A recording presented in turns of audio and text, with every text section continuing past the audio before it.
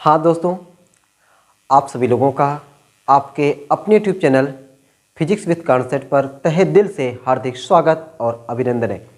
तो दोस्तों, आज की क्लास में हम सभी लोग जो विभिन्न प्रकार के प्रत्यावर्ती धारा परिपथ पढ़ रहे थे उसी को आगे बढ़ाते हैं और एक ज़बरदस्त क्लास आपको रिवीजन की मिलने वाली है।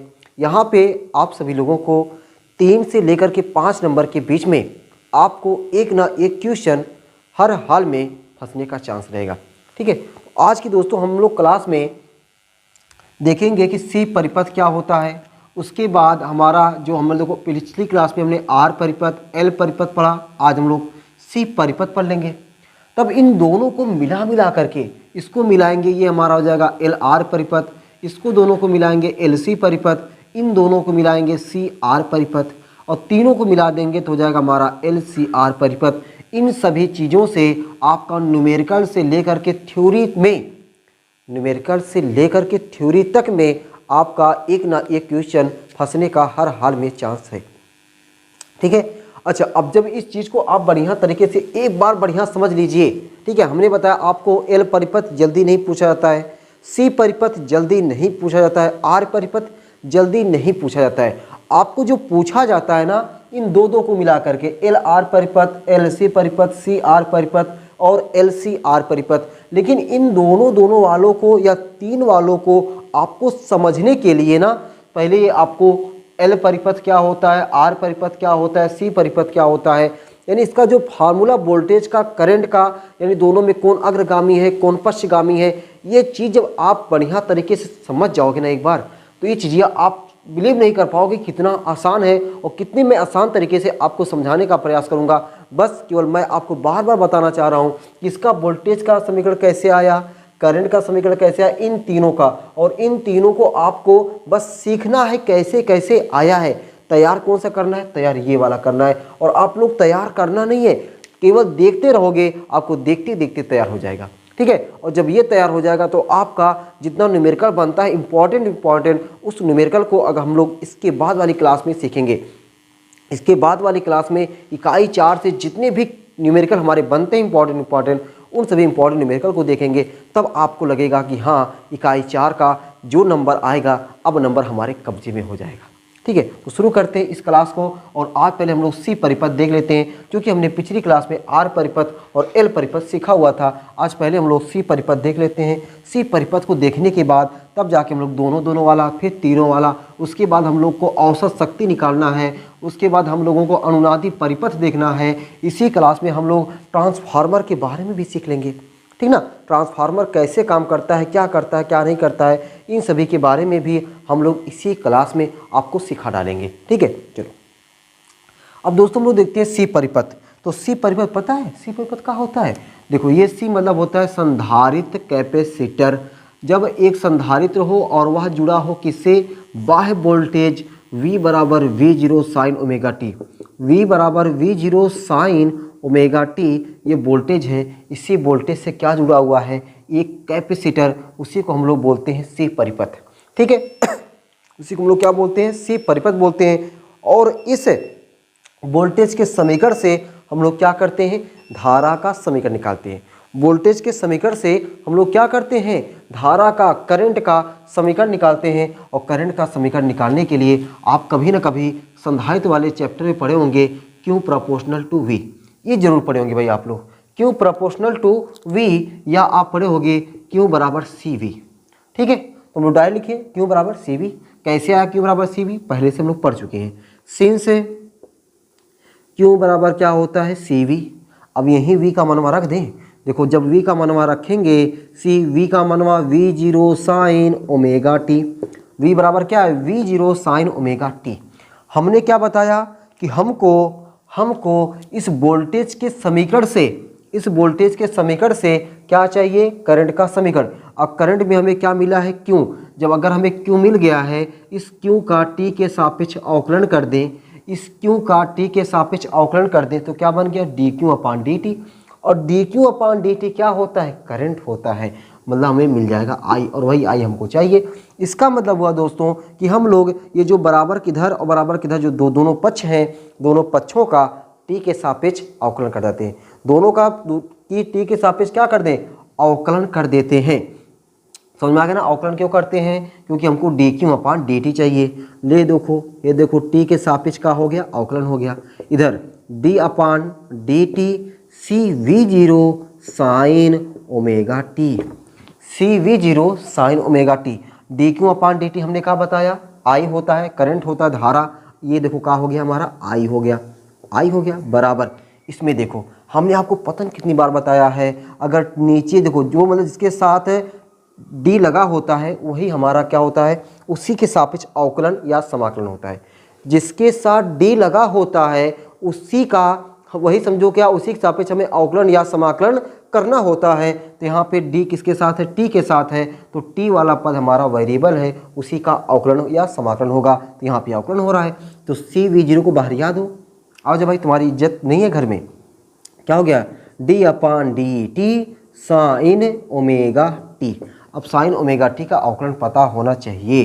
देखो आई बराबर C V zero sine omega T का जो अवकलन होता है कॉस ओमेगा टी, और ओमेगा का अलग से करेंगे ओमेगा, ओमेगा टी का अलग से करेंगे हो जाएगा ओमेगा, ओमेगा बाहर आ जाएगा। तो आई बराबर C V zero omega, C V zero omega cos omega T, cos omega T. अब ध्यान से देखना इस लाइनियों को मैं कैसे लिखने जा रहा हूँ, ध्यान से एकदम ध्यान से देखो भी, आपको एकदम बढ़िया समझ में आ जाएगा। वी जीरो बटा ओमेगा सी, ना ऐसे नहीं, वी जीरो बटा ओमेगा सी नहीं, 1 अपान ओमेगा सी, ठीक है, 1 अपान ओमेगा सी। मतलब यही चीज़, इसी चीज़ को देखो, इसी चीज़ को यानी सी V zero omega, C V zero omega को भी ऐसे हम लिख सकते हैं। ये ओमेगा सी कहाँ चला जाएगा, ऊपर, ठीक है।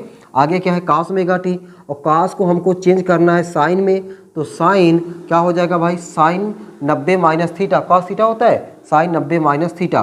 तो 90 बोले तो 90 माइनस थीटा लिखें, साइन 90 माइनस थीटा लिखते भाई ना, साइन 90 माइनस थीटा, या फिर हमको ओमेगा टी हो गया, omega T sine 90 plus theta ना, omega T plus theta. Sine 90 plus theta क्या होता है, कॉस थीटा होता है। साइन 90 प्लस साइन, देखो ये आप लोग कभी ऐसा जरूर पढ़े होगे भाई, साइन 90 प्लस थीटा बराबर होता है कॉस थीटा, ठीक है। तो 90 का काम पाई बाई 2 कर रहा है और थीटा का काम ओमेगा टी कर रहा है, हमने ओमेगा टी को पहले लिख दिया, ठीक है। तो आई बराबर वी जीरो, अच्छा भाई अब क्या आई बराबर लिखें, अब यहाँ से देखो भाई क्या हो जाएगा भाई, यहाँ से जो हमारा करंट का समीकरण मिला है, ये करंट का समीकरण, ठीक है, ये करंट का समीकरण हमें ये मैक्सिमम मान, जैसे यहाँ पे वी जीरो आया है ना, तो हमें उसी तरीके से आई जीरो लेना होता है। आई जीरो बोले तो धारा का अधिकतम मान या शिखर मान, उसी को हम लोग आयाम भी बोलते हैं। तो धारा का अधिकतम मान या शिखर मान कब होगा, जब हे वाला चीजिया कितना हो जाए, 1, जब हे वाला चीजिया क्या हो जाए, 1 हो जाए। अच्छा, एक चीजिया अगर ये 1 हो जाएगा, यानी sign omega T plus pi by 2 अगर 1 हो जाएगा, तो ये क्या बचेगा, आई बराबर क्या मिला, वी जीरो बटा 1 अपान ओमेगा सी। तो इसको आई ना कह करके हम लोग कहते हैं आई जीरो, क्या कहते हैं, आई जीरो। और इसी आई जीरो को हम लोग क्या बोलेंगे, प्रत्यावर्ती धारा का शिखर मान या फिर महत्तम मान। अब इस आई जीरो को वी जीरो बटा 1 अपान ओमेगा सी की जगह यहाँ पे क्या लिख सकते हैं, आई जीरो लिख सकते हैं, क्या लिख सकते हैं, आई जीरो लिख सकते हैं। तो हमारा हुआ आई बराबर I zero sine omega T plus pi by 2, I बराबर I zero sine omega T plus pi by 2, ठीक है ना। तो अब देखो इस वाले चीजिया को, इस वाले को और इस वाले को जरा ध्यान से देखो, बढ़िया से ध्यान से जब देखोगे ना, तो आपको पता है क्या मिलेगा, आपको ये नज़र आएगा कि हमारा वोल्टेज जो है वह करंट से पाई बाई 2 कला पश्चगामी है। वोल्टेज देखो वी बराबर V zero sine omega T है, और यहाँ पे क्या है, आई बराबर I zero sine omega T plus pi by 2 है। मतलब ये प्लस पाई बाई 2 क्या है, ज़्यादा है। कौन, करंट ज़्यादा है, करंट ज़्यादा है, इसका मतलब हुआ कि वोल्टेज क्या है, कम है। वोल्टेज क्या है, कम है। तो इन दोनों समीकरणों से स्पष्ट होता है कि वोल्टेज और करंट के बीच में वोल्टेज जो है पाई बाई 2 कम है। तो कम है तो हम लोग मान लेते भाई जो हमारा करंट है, करंट इधर हुआ आई और वोल्टेज हमारा हो जाएगा पाई बाई 2 कम है, तो वी सी, π/2 कम है तो VC, तो इस तरीके से ये हमारा, अच्छा अब देखो ये ठीक π/2 हमने दिखा दिया। अब देखो हम अब तीनों जो हमने R परिपथ पढ़ा हुआ है, अब आपको यही मतलब है, बाकी ये चीज़ जो निकला है ये देखो हर जगह आपने क्या देखा, V बराबर V0 sin ωt हर जगह फिक्स है, V बराबर V0 sin ωt हर जगह क्या है, फिक्स है। R परिपथ में आपने क्या देखा, R परिपथ में V का मान तो यही फिक्स रहेगा और I का मान वहाँ पे निकल के आया था I बराबर I0 sin ωt। तो यहाँ से हमने बताया कि R और I दोनों समान कला में हैं। जब समान कला में है हमने वहाँ पे ऐसा लाइन खींचा, वहाँ बताइए I है और इसी की दिशा में VR है, इसी की दिशा में VR है। जबकि हमने जब यल परिपथ बताया, जब हमने आपको यल परिपथ बताया, देखो अब आपको निचोड़ बता रहा हूँ, आपको ध्यान क्या रखना है, याद क्या रखना है, इतना चीज़ें आपको सिर्फ मैंने डेरिवेशन करने के लिए सिखाया कि ये चीज़ इस तरीके से आता है, ठीक है।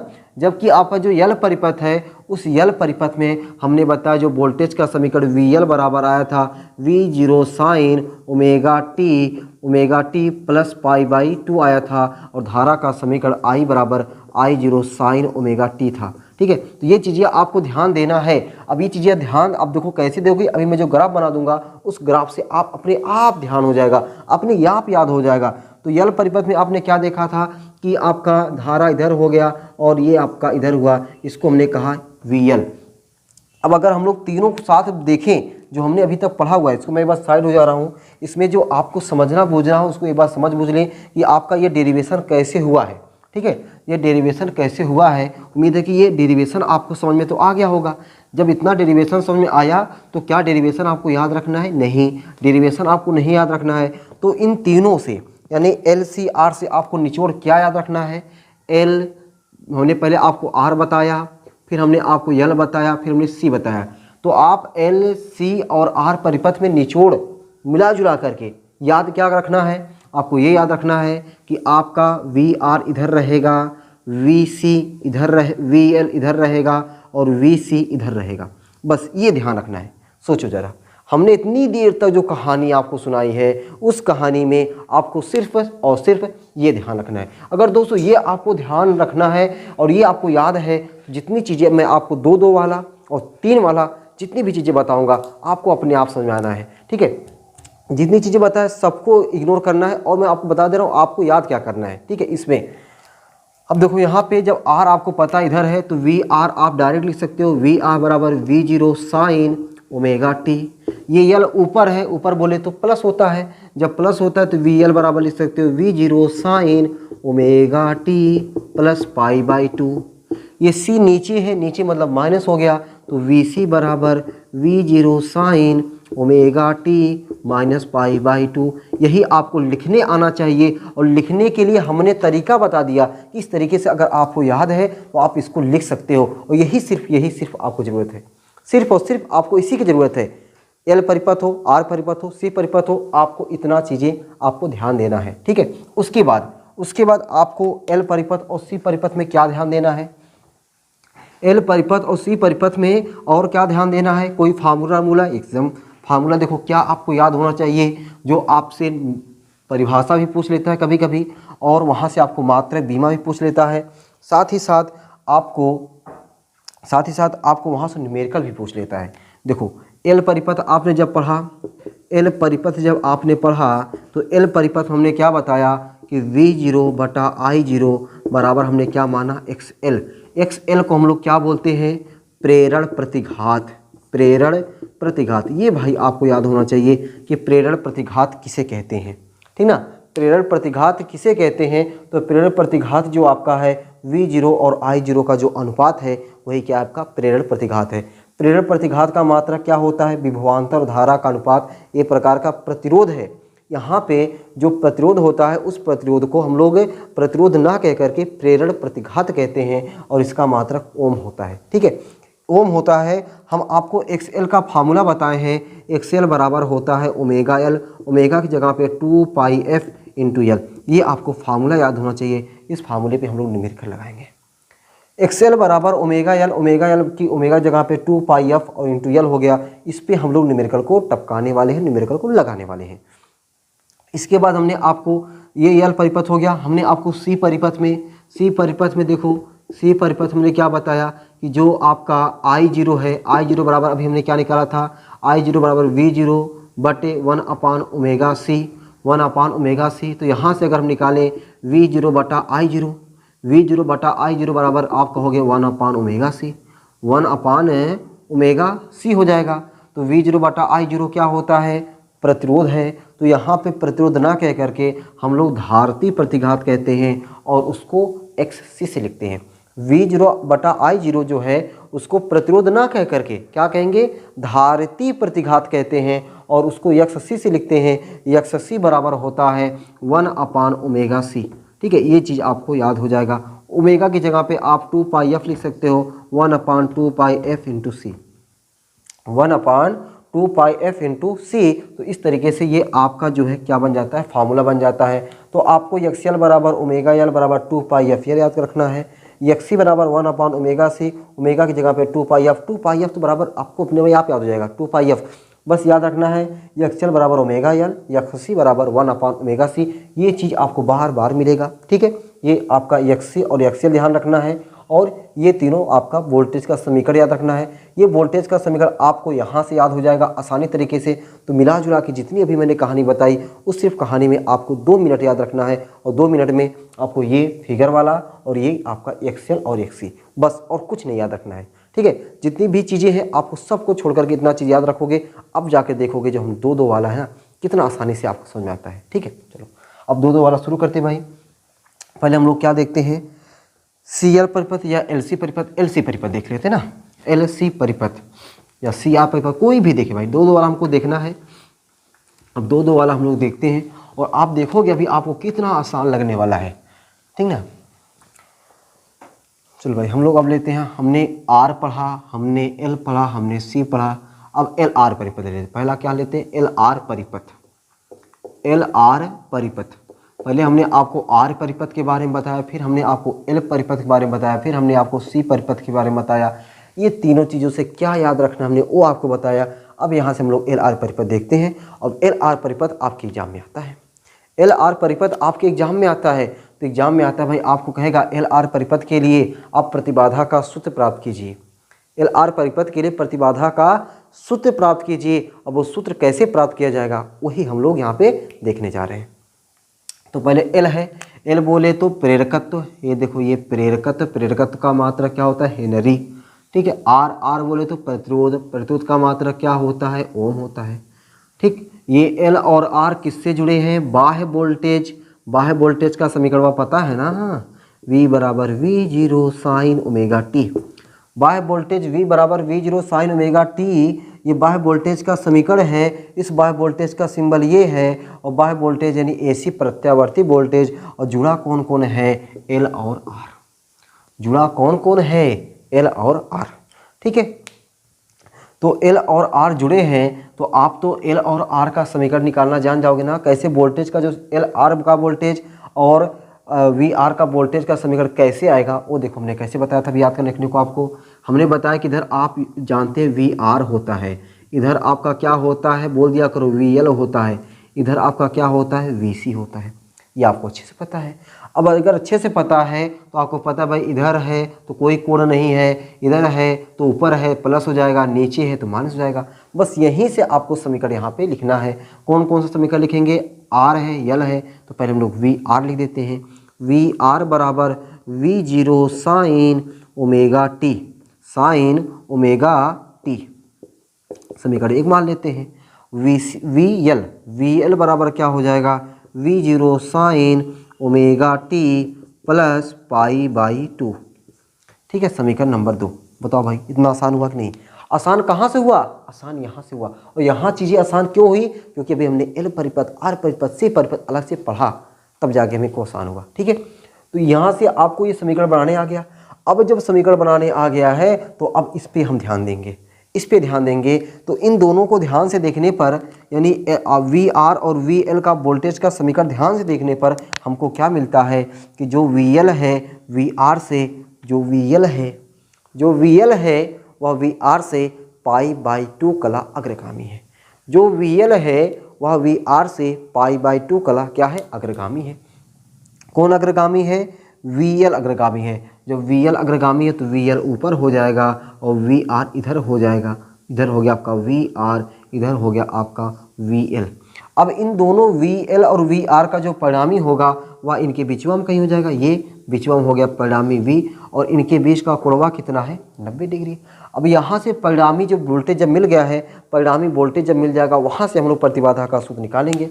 अब देखो प्रतिबाधा का सूत्र हम लोग कैसे निकालेंगे। प्रतिबाधा का सूत्र निकालने के लिए हमने यहाँ ये जो दिख रहा है ना, ये चीज़ आप वेक्टर में जरूर पढ़े होगे। देखो वेक्टर में कैसे पढ़े होगे, वेक्टर में आप लोग इस तरीके से पढ़े होगे। अगर मान लो दो वेक्टर है, वेक्टर ए इधर है और वेक्टर बी इधर है और वेक्टर आर इधर है, तो इस वेक्टर आर का फार्मूला होता था वेक्टर आर बराबर करड़ी में A square plus B square plus 2ab cos theta. अगर यहाँ पे थीटा 90 डिग्री हो जाए तो cos 90, और cos 90 का मान क्या होता है, 0 होता है। cos 90 का मान क्या होता है, 0 होता है। तो इस तरीके से वही वाला जो फार्मूला कभी आप पढ़े हो ना, वही फार्मूला हम लोग यहाँ पर भी लगाने वाले हैं। वही फार्मूला हम लोग यहाँ पर भी एकदम सेम टू सेम अप्लाई करने वाले हैं। बस ए का काम वी आर कर रहा है, बी का काम वी एल कर रहा है और आर का काम कैपिटल वी कर रहा है। बस एकदम सिंपल है, उसी पे हम लोग यहाँ पे ढाल देंगे। और यही चीज़िया, यही जो जैसे मैं किया हूँ ना, ऐसे सब में करना है, ऐसे ही सब में करना है। देखो मान लेते हैं परिणामी वोल्टेज क्या है, वी है, तो वी बराबर हो जाएगा V R square plus V L square plus 2 V L cos 90 का मान 0, उसको लिखने की जरूरत ही नहीं है।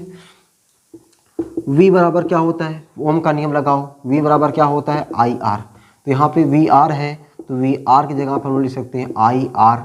वी एल है, वी एल की जगह पर लिख सकते हैं आई एक्स एल। यहाँ पे आर जो प्रतिरोध है, प्रतिरोध का काम यहाँ पे प्रेरण प्रतिघात करता है। आई आर का होल स्क्वायर प्लस आई एक्स एल का होल स्क्वायर।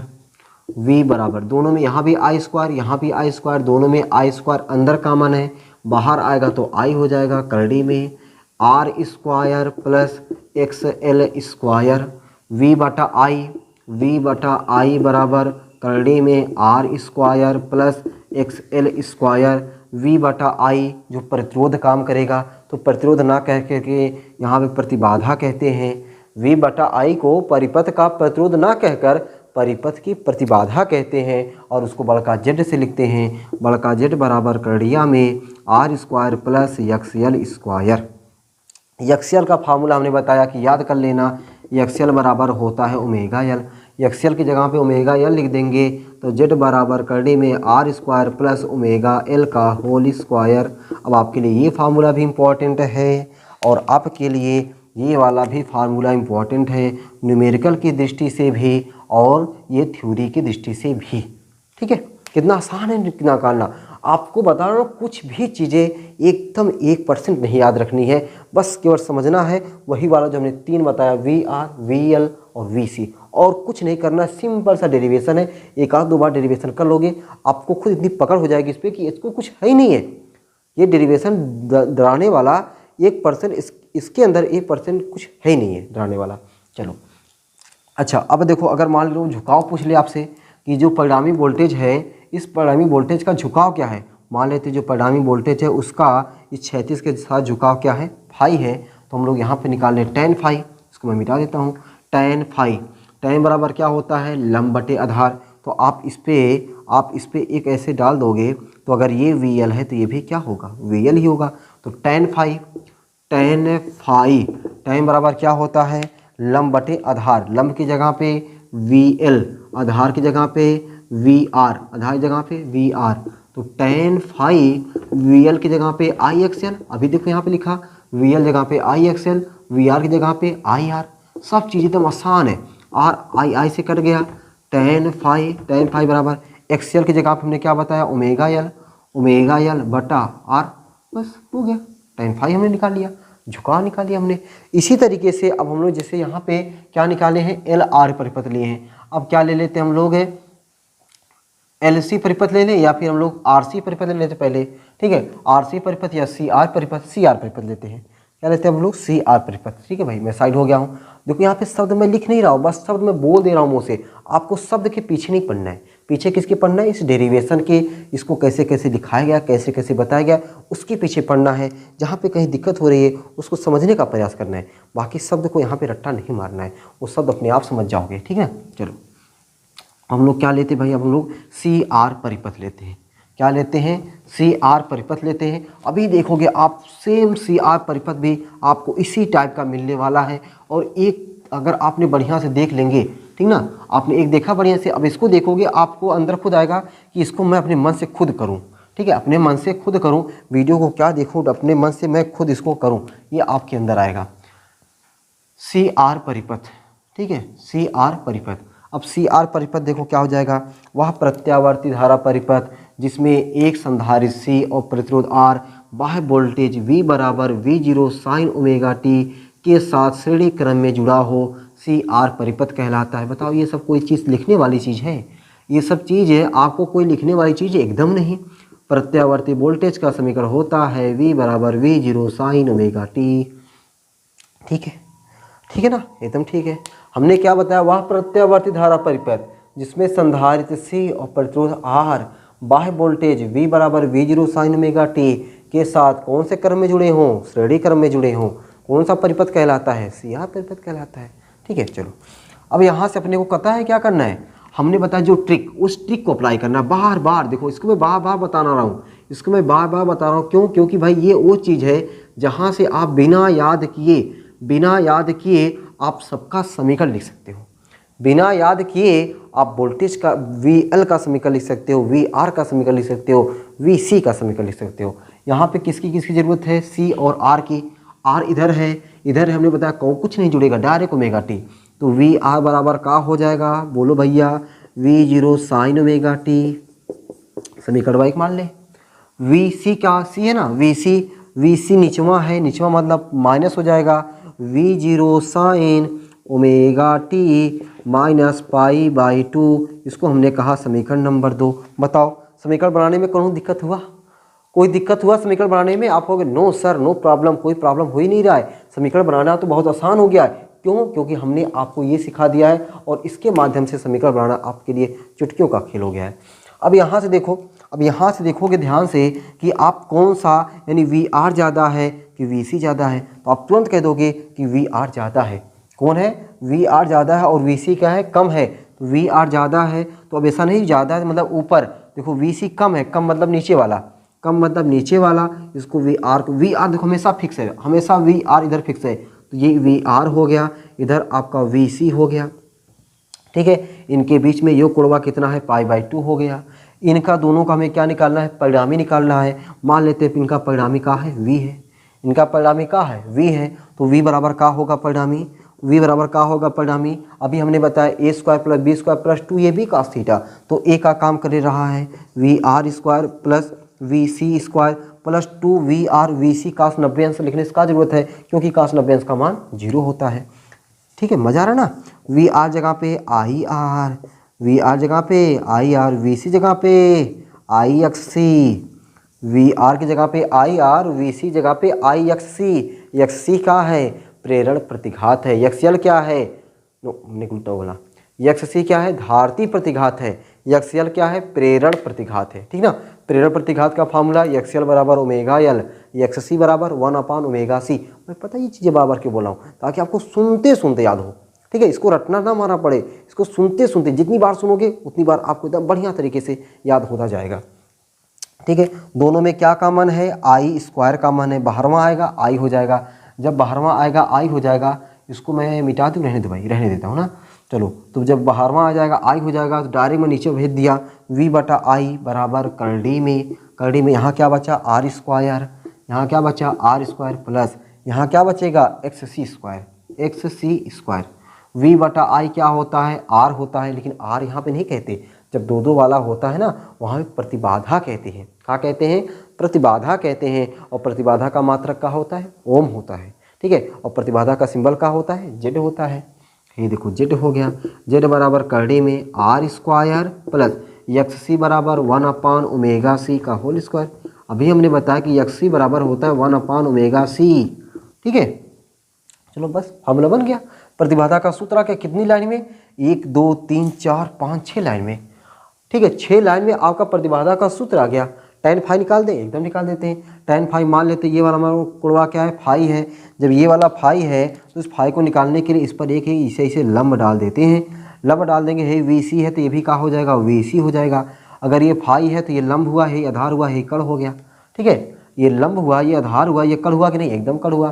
तो tan फाई tan बराबर क्या होता है, लंब बटा आधार। लंब की जगह पे VC, आधार की जगह पे VR।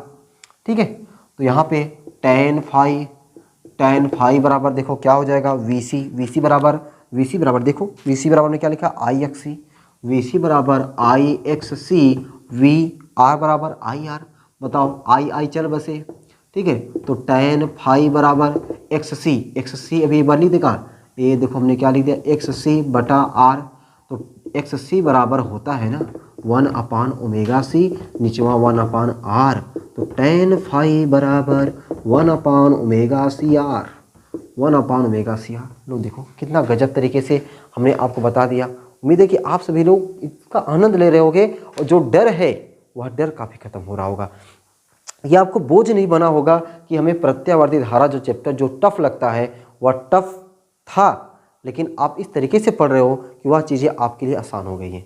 ठीक है, एक चीज़ सोचो, एक केवल इसको जानो, उसको जानने से आपके जितने परिपथ हैं, कितने परिपथ है टोटल, 3 1 4 3 7, सातों परिपथ आप कितने आराम से, कितने आसानी तरीके से समझ ले रहे हो।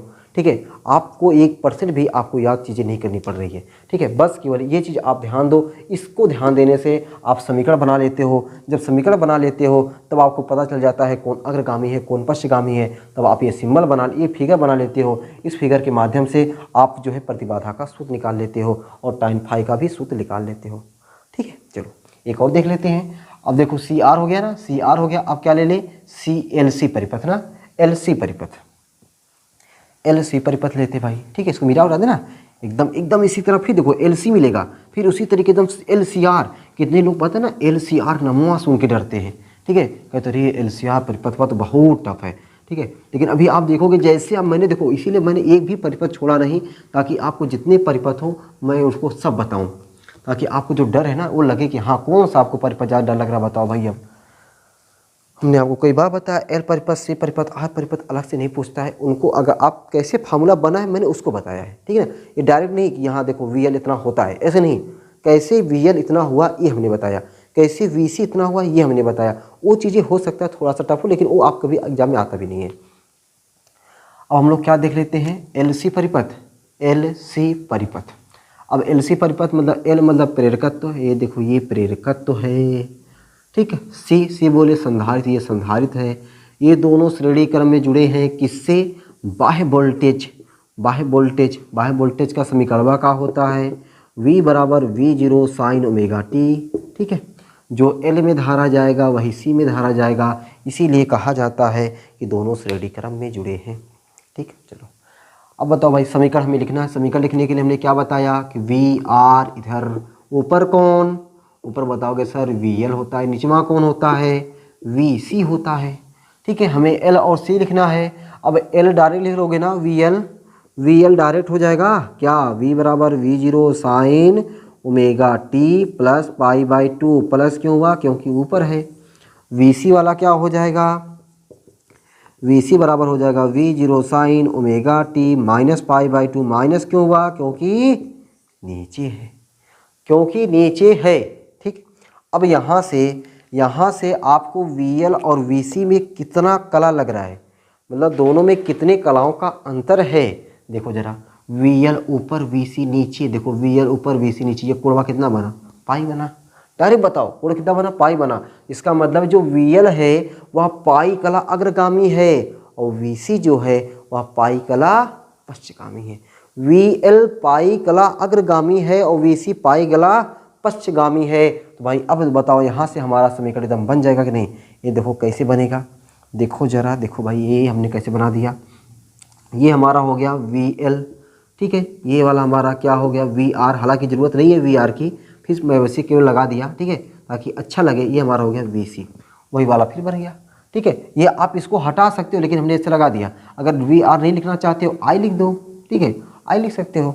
अब बताओ भाई, हमें वी एल और वी सी से मतलब है, वी एल और वी सी से मतलब है, तो वी एल ऊपर है वी सी नीचे है, इसका मतलब वी एल ज़्यादा है वी सी कम है, तो इन दोनों का परिणामी जो होगा वह वी एल की दिशा में होगा। देखो वी एल की दिशा में कितना होगा भाई, कितना होगा, देखो परिणामी को हमने मान लिया वी बराबर हो जाएगा वी एल माइनस वी सी, ठीक है। तो यदि वी एल व वी सी का परिणामी वोल्टेज कैपिटल वी हो तो कैपिटल वी बराबर क्या लिख सकते हैं हम लोग, वी एल माइनस वी सी, ठीक है। हमने क्या बताया कि परिणामी वोल्टेज वी बराबर वी एल माइनस वी सी, ठीक, वी एल माइनस वी सी। तो वी बराबर वी एल की जगह पे आई एक्स एल माइनस वी सी जगह पे आई एक्स सी, एकदम दोनों में क्या कॉमन है, आई कॉमन है, क्या बचा एक्स एल, ये देखो भाई मेरा एल है, X L minus X C, V बटा आई बराबर X L minus X C. V बटा आई को प्रतिरोध ना कहकर प्रतिबाधा कहते हैं, प्रतिबाधा का मात्रा क्या होता है, ओम होता है। जेड बराबर एक्स एल की जगह पे ओमेगा एल माइनस एक्स की जगह पे 1/ओमेगा सी, बस हो गया भाई। देख रहे हो कितना आसान है, कितना आसान है इसका प्रतिबाधा निकालना। तो कोई भी परिपथ पूछे, अगर वहाँ से प्रतिबाधा पूछेगा ना तो आप छोड़ के मत आइएगा, ठीक है। और प्रतिबाधा साथ ही साथ अभी मैं देखो जब न्यूमेरिकल आएगा ना तो वहाँ से न्यूमेरिकल जो लगाओगे तो वहाँ भी फार्मूला भी मैं आपको रटाऊंगा नहीं, फार्मूला भी मैं आपको रटाऊंगा नहीं, वहाँ बताऊंगा कि हाँ कुछ फार्मूले, देखो आप इतना फार्मूला रट्टा मारोगे ना तो रट्टा नहीं मार पाओगे, पहली बात। तो वहाँ से आप फार्मूले को कैसे ट्रिक के माध्यम से याद रख सकते हो, बस मेन ट्रिक आपको यही है। यहीं से आपको मैं फार्मूला भी बता दूंगा कि ये फार्मूला इस तरीके से आपको याद रखना है, ठीक है। तो कब उसको बताऊंगा, जब वो न्यूमेरिकल आएगा तब। अभी पहले से बता देंगे ना तो आप लोग उसकी कदर नहीं करोगे। कोई भी चीज़ जब समय पे उसको बताई जाती है, समय पे कराई जाती है, जब आपको उसकी ज़रूरत होती तब दी जाती है ना, तब उसकी आप कदर करते हैं, ठीक है। तो जब वो न्यूमेरिकल आएगा तो वहाँ पे न्यूमेरिकल के लिए फार्मूला, राछा जैसा फार्मूला, जो बड़ा फार्मूला याद नहीं होता है, उस फार्मूले को हम लोग कैसे अप्लाई करेंगे वहाँ पे हम लोग ट्रिक के माध्यम से सीखने वाले हैं, ठीक है। चलो भाई, यहाँ तक तो हमारा हो गया भाई, हमने 2-2 वाला पढ़ लिया। अब 3-3 वाला पढ़ते हैं। 3-3 वाले में खाली एक है, ढेर सारा नहीं है ना, इसको मिटा दें। LCR परिपथ, LCR परिपथ जितने हमने बताए हैं उन सभी में सबसे वेरी इंपॉर्टेंट, ठीक ना, जितना मैंने अभी तक बताया है उन सभी में क्या है, ये सबसे ज़्यादा इंपॉर्टेंट होने वाला है। कौन, LCR परिपथ। तो LCR परिपथ का प्रतिबाधा और झुकाव, ठीक है, आपको डायरेक्ट फार्मूला लिख के दे देगा कि इसी को निगमित कीजिए, इसी को निकालिए, इसी का सूत्र कैसे आया उसी को बताइए, ठीक ना। LCR परिपथ में प्रतिबाधा का सूत्र Z बराबर कितना फार्मूला बनता है वो फार्मूला लिख के दे देता है, इसी को निकालिए। उसका झुकाव लिख देगा, tan फाई इतना कैसे आता है उसको बताइए, इस तरीके से पूछता है। चलो देखो कैसे करते भाई हम लोग। तो अब की बार हमको पढ़ना है LCR परिपथ। क्या पढ़ना है, LCR परिपथ। तो LCR परिपथ का हो जाएगा, देखो इसमें L हो गया, ठीक, इसमें C हो गया और इसमें R हो गया, ठीक है। LCR हो गया, बाह्य वोल्टेज है ये, बाह्य वोल्टेज का समीकरण का होता है V बराबर V0 sine omega T, V बराबर V0 साइन ओमेगा टी, ये वोल्टेज का समीकरण होता है। यहाँ पे ये हमारा क्या है, ये हमारा है L, ये हमारा क्या है C, ये हमारा क्या है R, LCR हो गया, ठीक है। वोल्टेज का समीकरण है, वोल्टेज का समीकरण कैसे लिखना है हमने आपको बताया। ये आपको देख देख करके इससे आप, ये तो आपको याद हो गया होगा, लेकिन आप देखते देखते इसको थक गए, सर इतना ज़्यादा मैं बताइए, एकदम दिमाग से निकले ही ना, ठीक है। ये आपको एकदम दिमाग में छप गया होगा, इसीलिए मैं इसको बार बार चाह रहा हूँ कि दिमाग में आपके छप जाए, ताकि यही आपको लगे कि यही सब कुछ है। चलो भाई, वी आर कैसे लिखेंगे, VR बराबर V0 sine omega T. VL कैसे लिखेंगे, VL बराबर V0 sine omega T plus π/2। VC कैसे लिखेंगे, VC बराबर V0 sine omega T minus π/2, ठीक है। इसको मानते समीकरण 1, इसको मानते समीकरण 2, इसको मानते समीकरण 3, जैसे सब में करते चले आए हैं, ठीक है। बाकी देखो भाई, अगर शब्द लिखना चाहते हो ना, शब्द के बहुत प्रेमी हो तो देखो कैसे लिख सकते हो। वह प्रत्यावर्ती धारा प्रतिपथ जिसमें प्रेरकत्व, किसी कुंडली का प्रेरकत्व L, किसी संधाय की धारिता C और किसी तार का प्रतिरोध R, बाह्य वोल्टेज V बराबर V0 साइन ओमेगा टी के साथ श्रेणी क्रम में जुड़े हों, वह LCR परिपथ कहलाता है। किसी क्षण स्मॉल t पर प्रत्यावर्ती धारा के समीकरण I बराबर I0 साइन ओमेगा टी, किसी क्षण स्मॉल टी पर प्रत्यावर्ती धारा के समीकरण I बराबर I0 साइन ओमेगा टी के लिए V, देखो इसका जो वोल्टेज होगा, इसका वोल्टेज क्या होगा आपका VL, ठीक है, इसका वोल्टेज हो जाएगा VL, इसका वोल्टेज VC और इसका वोल्टेज VR। तो VL, VR व VC के समीकरण निम्न प्रकार प्राप्त होते हैं। तब जाके ये लाइन लिखो। ये भाई लाइन आपको अपने बनाने आना चाहिए कुछ कुछ, ठीक है, ये लाइन आपको बनाने आना चाहिए। बाकी रिवीजन में क्या होता है कि चीज़ें कैसे कैसे आई है, कैसा इसका डेरिवेशन है, उस डेरिवेशन को और कितना आसान किया जा सकता है, इस पे चर्चा होता है, ठीक है ना। चलो वही तो मैं करा रहा हूँ। तो आपने क्या देखा भाई, हमने तीनों का वोल्टेज का समीकरण कैसे निकाल लिया, तीनों वोल्टेज का समीकरण हमने किस तरीके से निकाल लिया। अब जब तीनों वोल्टेज का समीकरण निकल गया है, अब यहाँ से हम लोग क्या निकाल लेंगे, प्रतिबाधा, ठीक है।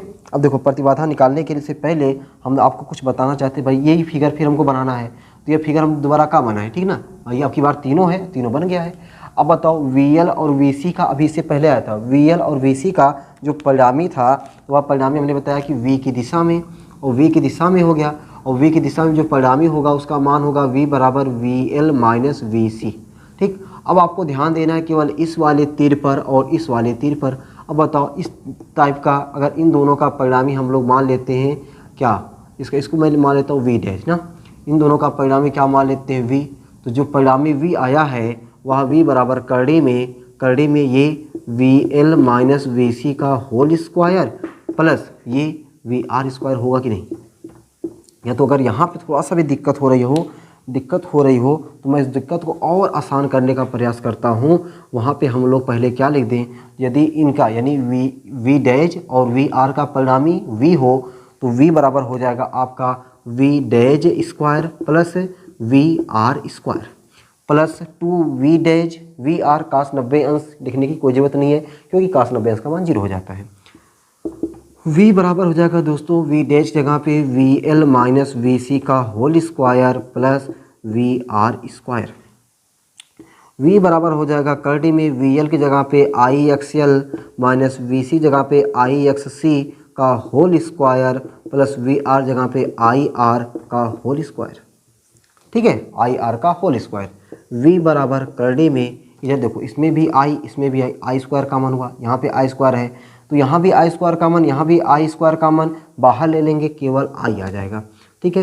यहाँ पर क्या बचेगा, XL माइनस XC का whole square plus R square.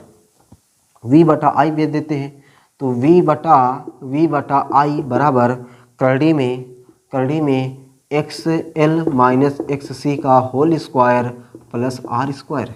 V बटा I को परिपथ का, ये शब्द हम लिखोगे आप लोग, V बटा I को परिपथ का प्रतिरोध ना कह करके उसको क्या कहते हैं, प्रतिबाधा कहते हैं। और जो प्रतिबाधा होता है ना उसको बड़का Z से लिखते हैं। किसे लिखते हैं, बड़का Z से लिखते हैं। तो बड़का Z बराबर करड़ी में XL की जगह पता है हम लोग XL बराबर क्या लिख सकते हैं, ओमेगा L। हमने आपको रटा दिया भैया, XL बराबर ओमेगा L, XC बराबर 1 ओमेगा C का whole square plus R square.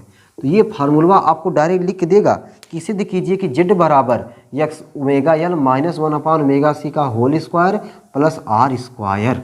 ये आपसे पूछा है 5 नंबर में, 5 नंबर में हलोर लोगे भाई तुम लोग नंबर, ठीक ना, हलोर लोगे, ऐसे हलोर लेना है, ठीक है। अब ना ऐसे चीज़ों को अगर ना नंबर हलोर पाओ तो फिर बेकार है, ठीक है। कॉपी में लिखोगे ना, कॉपी में बड़ी अच्छी लगेगी, ये सब चीज़ें लिख रहोगे यहाँ कैसे कैसे आपने लिखा हुआ है, ठीक है। चलो अब यहाँ से हम लोग क्या निकाल लेते हैं, tan phi भी निकाल लेते हैं। tan phi निकालने के लिए मान लेते हैं इसको क्या, हमारा कोण फाई है। जब ये वाला कोण फाई है तो यहाँ से आप अगर लम डालोगे तो ये V डैश है तो ये भी V डैश ही होगा, ठीक है। तो tan phi बराबर V डैश जगह पे क्या लिखोगे, VL माइनस VC बटा VR, ठीक ना। तो tan phi बराबर VL जगह पे IXL माइनस VC जगह पे IXC बटा VR जगह पे IR। इसमें भी दोनों में I कॉमन है, ठीक है। I कॉमन वाले ले लेना, बुरा नहीं मानोगे ना। I हमने कॉमन ले लिया, XL माइनस XC बटा IR। वो देखो I छटक गया, I तो छटक गया। तो अब देखो, अब XL की जगह पे क्या लिख सकते हैं, XL की जगह पे देखो मैं क्या लिखा, ओमेगा L माइनस XC जगह पे 1 ओमेगा C बटा R। बटा आर। लो भाई, ये सुंदर सा फार्मूला हमारा दोनों फार्मूला बन गया। ठीक है, तो ये दोनों फार्मूले हमारे 5 नंबर में पूछे गए हैं और इसको आप लोग बढ़िया से तैयार कर लीजिएगा। इसको ही नहीं, जितना हमने 2-2 वाला बताया ना उसको भी तैयार कर लेना। ठीक है, केवल आप 1-2 बार लिख करके प्रैक्टिस कर लो कि आपको अपने आप याद हो जाएगा। इसमें आपको कुछ रट्टा मारने की, बहुत ज़्यादा दिमाग खोपड़ी सब परेशान करने की कोनो ज़रूरत नहीं है। ठीक है, चलो उम्मीद है कि भाई आप सभी लोगों को इतना बढ़िया समझ में आ गया होगा, कोई दिक्कत परेशानी नहीं हुआ होगा। ठीक है, चलिए भाई अब हम लोग आगे चलते हैं। अब धीरे धीरे अपने कारवां को आगे बढ़ाते हैं और आगे दोस्तों हम लोग देखते हैं ये फार्मूला औसत शक्ति। ठीक है, औसत शक्ति का फार्मूला, प्रत्यावर्ती धारा की औसत शक्ति, जो भाई इंपॉर्टेंट है। और ये इंपॉर्टेंट है, पता है इसमें डेरिवेशन लंबा है। ठीक है, और डेरिवेशन लंबा, जो मैथ वाले स्टूडेंट हैं उनको तो देखते देखते तुरंत याद हो जाएगा। ठीक है, जो बायो वाले स्टूडेंट है भाई थोड़ा सा उनके लिए हल्का सा दिक्कत है, लेकिन भाई दिक्कत को देखो, दिक्कत मानोगे ना तो भाई वो दिक्कत और बड़ी हो जाती है। तो कोई दिक्कत है, उस दिक्कत को दिक्कत मान लो तो दिक्कत और बड़ी हो जाती है। तो उसको आप दिक्कत ना माने, उसको आप समझिए और समझिए, ये जानिए कि ये आपके एग्जाम में फंस सकता है, आपसे 5 नंबर छीन सकता है। जब 5 नंबर छीन सकता है तो क्या हम लोग 5 नंबर छीनने देंगे इतनी आसानी से? एकदम नहीं। ठीक है, तो हम लोग उसको देखते हैं किस तरीके से डेरिवेशन हो रहा है, सामने वाला डेरिवेशन कैसे कर रहा है और हमें क्यों नहीं याद होगा, क्यों नहीं तैयार होगा। भाई शुरू करते हैं। औसत शक्ति, ठीक है, औसत शक्ति क्षय बोलते हैं, औसत शक्ति बोलते हैं, या तो कभी कभी आपसे कह देता है कि औसत शक्ति का सूत्र P बार बराबर VRMS गुणे IRMS गुणे cos फाई का निगमन कीजिए। ठीक है, ये भाई वेरी इंपॉर्टेंट फार्मूला है। ये क्या है? वेरी वेरी इंपॉर्टेंट फार्मूला है। P बार बराबर VRMS गुणे IRMS गुणे cos फाई, ये फार्मूला क्या है? वेरी वेरी इंपॉर्टेंट है। और कैसे आएगा इसी पे हम लोग चर्चा करते हैं। ठीक ना, कैसे ये हमारे समझ में आएगा उसी पे हम लोग चर्चा करते हैं। चलो भाई, तो आपने बहुत ज़माने से फार्मूला पढ़ा होगा, एक सूत्र बड़ा प्यारा सा सूत्र है, P बराबर VI, P बराबर VI। ठीक है, पढ़े हैं, एकदम पढ़े हैं। और आपको ये भी इतना तो पता है कि जो वोल्टेज होता है वह करंट से ज़्यादा होता है। ठीक ना, वोल्टेज जो होता है करंट से ज़्यादा होता है। अब देखो हर एक चीज़ क्यों ज़्यादा होता है तो माला के समय नहीं बताने का, लेकिन फिर भी मैं बता दे रहा हूँ। V बराबर क्या होता है? IR। तो वोल्टेज को करंट के बराबर करने के लिए R का गुणा करना पड़ता है। जब I में यानी करंट में R का गुणा करते हो ना, तब जाके वोल्टेज बनता है। इसका मतलब क्या हुआ? वोल्टेज ज़्यादा है, करंट कम है। जाहिर सी बात है, करंट कितना कम है? R गुना कम है। ठीक ना, R गुना कम है। R गुना जब गुणा कर, I में R गुना करना पड़ता है तब जाके हमारा वोल्टेज के बराबर मिलता है। ठीक है, इसीलिए हमने बता दिया। तो ये तो समझ में आ गया। अच्छा, वही चीज़ मैं बताने जा रहा हूँ कि यहाँ पे ये V ज़्यादा होता है, I कम होता है। इसीलिए जो है ना, हम लोग V को ऐसे लिख देते हैं, V0 sine omega T plus pi by 2, और I को लिखते हैं I0 साइन ओमेगा टी। ताकि आप लोग ये मत गुस्साओ कि सर आपने V को V0 sine omega T plus pi by 2 लिखा, लेकिन हमको कैसे दिमाग में आएगा कि I बराबर I0 साइन ओमेगा टी खाली लिखना है। ठीक है, अब तो नहीं पूछोगे ना कि I को I0 साइन ओमेगा टी का लिखा गया, क्योंकि I थोड़ा कम होता है और V थोड़ा ज़्यादा होता है। इसलिए ज़्यादा है तो पाई बाई 2 ज़्यादा हो गया, इसमें कम है पाई बाई 2 कम है। ठीक है, चलो ये लाइन में कोई दिक्कत नहीं ना, ये लाइन आप बढ़िया तरीके से लिख सकते हो, समझ गए होगे कि V की जगह पे V0 sine omega T plus pi by 2, I जगह पे I0 साइन ओमेगा टी। ठीक, तो P बराबर, देखो ये सब गुणा है ना, मैं V0 और I0 को साथ लिख दिया। ठीक है, I0 को साथ लिख दिया और यहाँ पे साइन A प्लस बी का फार्मूला लगा दिया। किसका? साइन A प्लस बी का। यहाँ पे मैं सूत्र लिख दूँ भाई, जो फार्मूला मैं लगाऊंगा यहाँ पे मैं लिखूंगा ज़रूर, ताकि आप लोग को जो डर है वह थोड़ा सा कम रहे। अगर इस सूत्र में नहीं पता होगा तो भाई डरना स्वाभाविक है। साइन A प्लस बी का फार्मूला होता है sine A cos B plus cos A sine B। Sine A cos B plus cos A sine B कक्षा 10 का बहुत फेमस फार्मूला है ये। ठीक है ना, हर जगह पे ये फार्मूला रहता है। Sine A cos B, sine A की जगह पे omega T, sine A cos B की जगह पे बोले तो pi by 2, sine A cos B plus cos A की जगह बोले तो omega T, sine A cos B plus cos A sine B की जगह बोले तो पाई बाई 2। ठीक ना, पाई बाई 2, ये हमने यहाँ पे लगा दिया। आगे क्या है हमारा? Sign omega t.